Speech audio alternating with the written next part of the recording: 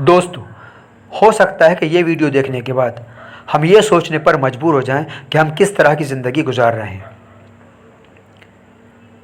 हम अपनी ज़िंदगी की शुरुआत बड़े ही जोश के साथ करते हैं और ऐसा लगता है कि सब कुछ हासिल करना हमारे हाथ में है। हम कुछ भी हासिल कर सकते हैं और ऐसा होना भी चाहिए। अपनी ज़िंदगी की शुरुआत ऐसे ही करनी चाहिए।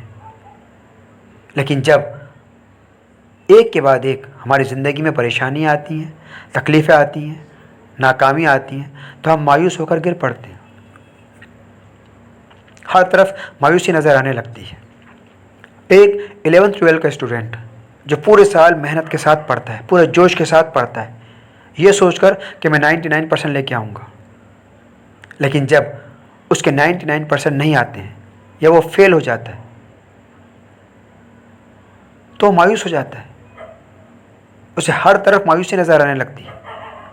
उसे ऐसा लगता है कि सब कुछ ख़त्म, अब मैं कुछ नहीं कर सकता।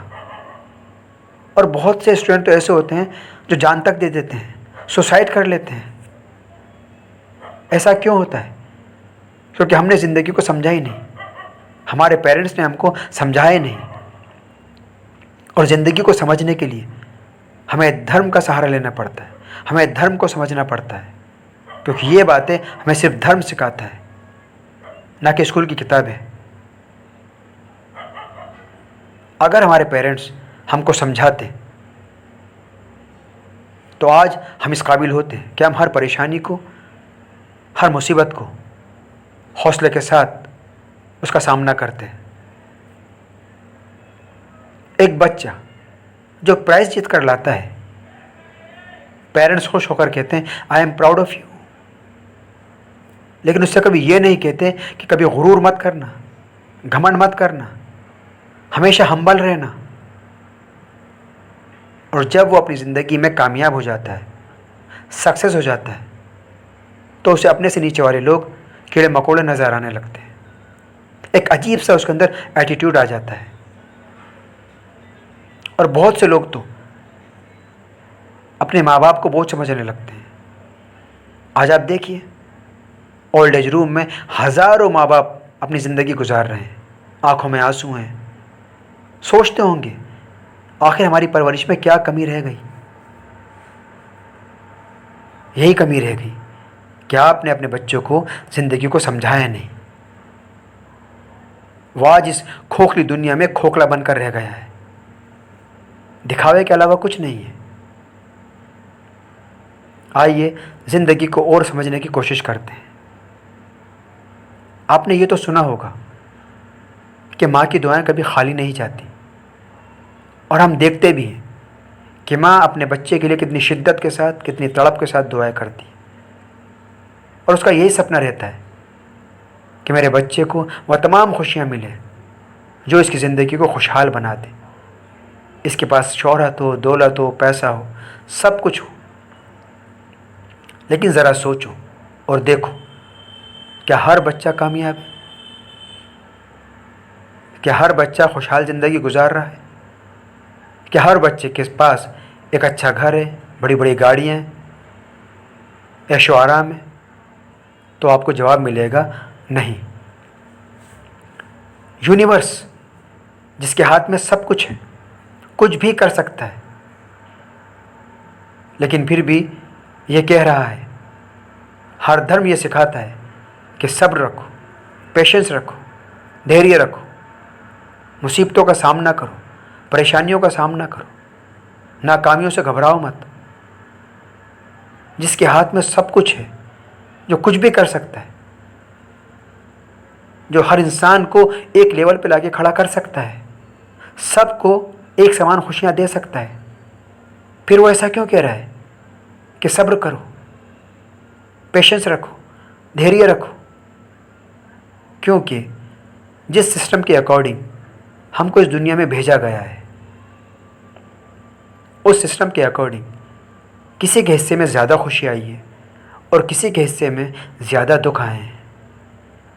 एक इंसान जो होश संभालता है और अपने मकसद को हासिल करने के लिए घर से निकलता है, वो थोड़ी सी मेहनत करता है और उसे वो सब कुछ मिल जाता है जो उसकी ज़िंदगी को खूबसूरत बना देता है, खुशहाल बना देता है।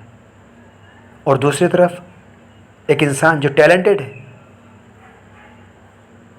कड़ी मेहनत कर रहा है, दिन रात एक कर रहा है, लेकिन फिर भी गरीबी की चौखट से बाहर नहीं निकल पा रहा है। ऐसा क्यों हो रहा है? ऐसा क्यों कर रहा है ऊपर वाला?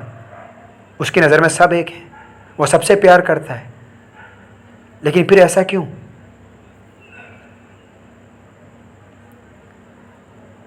दरअसल हम लोग अपने आप को खुश रख सकते हैं।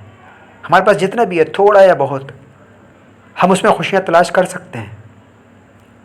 लेकिन जब हम अपने से ऊपर वालों को देखते हैं तो हम अपनी ज़िंदगी का चैन ख़त्म कर देते हैं, सुकून ख़त्म कर देते हैं। हम ये हसरत करने लगते हैं, गौर से शिकायत करने लगते हैं कि उसके पास तो सब कुछ है, मुझे ऐसा क्यों बनाया। हम हसरत करने लगते हैं कि हमारे पास भी ये बड़ी बड़ी गाड़ियाँ होती, बड़े बड़े घर होते, ऐशो आराम होता। हम सिर्फ उनकी ज़ाहिरी ज़िंदगी देख रहे हैं। अगर हम उनकी अंदरूनी ज़िंदगी में झांक के देखें तो हमें पता चलेगा उनके पास सब कुछ है, लेकिन सुकून नहीं है। वो रात को सोते हैं तो नींद की गोली खाकर सोते हैं ताकि उन्हें नींद आ सके, लेकिन फिर भी करवटें बदलते रहते हैं। उनके पास सब कुछ है, अच्छे से अच्छा खा सकते हैं, लेकिन डॉक्टर ने मना कर रखा है, आप ये नहीं खा सकते, वो नहीं खा सकते।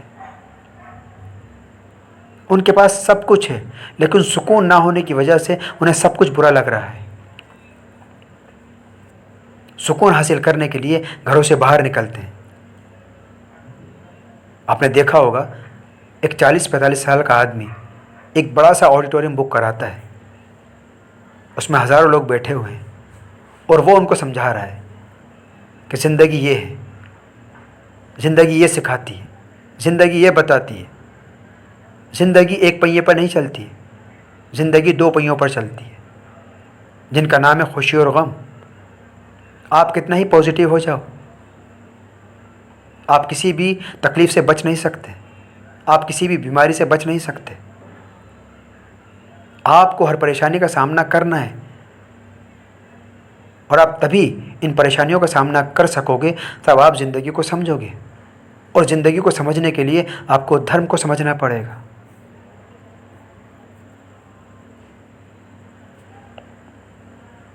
हम लोग अपने आप को खुश रख सकते हैं, हम लोग अपने आप को सबसे बेहतर समझ सकते हैं अगर हम उन लोगों को देखें जो फुटपाथ पर पैदा होते हैं और फुटपाथ पर ही मर जाते हैं।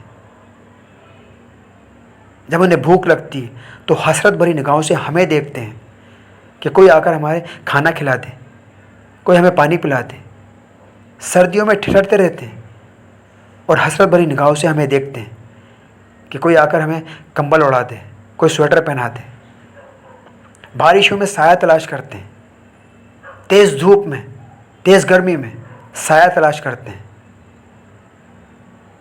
अगर हम उनको देखेंगे तो हम अपने आप को सबसे बेहतर समझेंगे, लेकिन हम हमेशा ऊपर वालों को देखते हैं, इसलिए हमारी ज़िंदगी का सुकून, चैन ख़त्म हो जाता है। हमारे अंदर अजीब सी चीज़ें पैदा हो जाती हैं, जेलसी, हसद। हम एक दूसरे की कामयाबी से जलने लगते हैं।